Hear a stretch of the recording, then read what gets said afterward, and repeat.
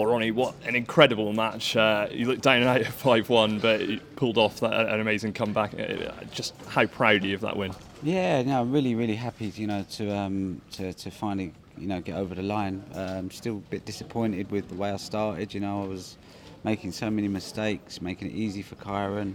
He looked in good form, he looked sharp, and I knew that unless I could up my intensity and really get focused, then I was probably going to lose the match.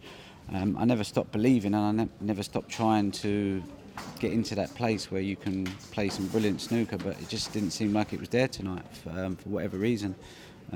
First tournament, maybe, but usually that's never normally a problem with me. So I think sometimes just like when you're in a tournament, you've got to really live and breathe it, and I think maybe I've just been relaxing a bit too much, and I think the important thing is that I haven't played a match probably for 5 months really, and you lose that kind of, it's like if you don't go to the gym for 5 months, you go in there, you're a little bit rusty. So that's how it feels a little bit for me at the moment. Close and exciting matches with Kyron Wilson seem to be becoming a bit of a theme. You had that, of course, that amazing Champion of Champions final as well, but you seem to be getting out on top of them in the last few games. Do you think that can kind of give you a bit of a psychological edge in the future matches against them? No, not really, because I could have easily lost that match 6-1 and would have been saying, we wouldn't have been having that conversation. But I just think, he's a tough player. He's young, he's hungry. He's the modern day player. They put a lot of good balls, and I just wanted to give him a game. And the last 2 frames, I was on 60, 70 odd, and managed to make silly mistakes and allow him a chance to win the game. It was just crazy. It was just weird game. But pleased to get through.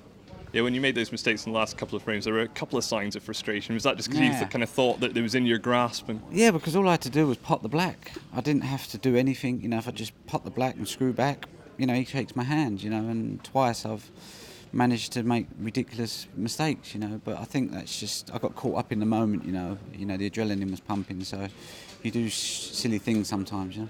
But of course, in the end, that extends this amazing run you've got in Shanghai, 3 years in a row without losing. It seems to be a place where you do generally produce your best snooker. Yeah, no, listen, I love this tournament. It's a great tournament, great fans, great city, brilliant promoters, and these are the tournaments you want to do well in. So if you enjoy the tournament, you enjoy your surroundings, then you're much more likely to play some good snooker.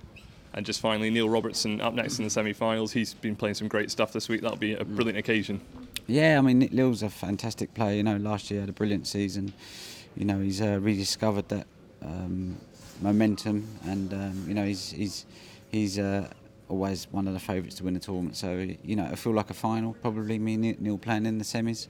So I'm really looking forward to it. Best of 19, and I need as many matches and tournaments I can get under my belt really. So I'm looking forward to Saturday now.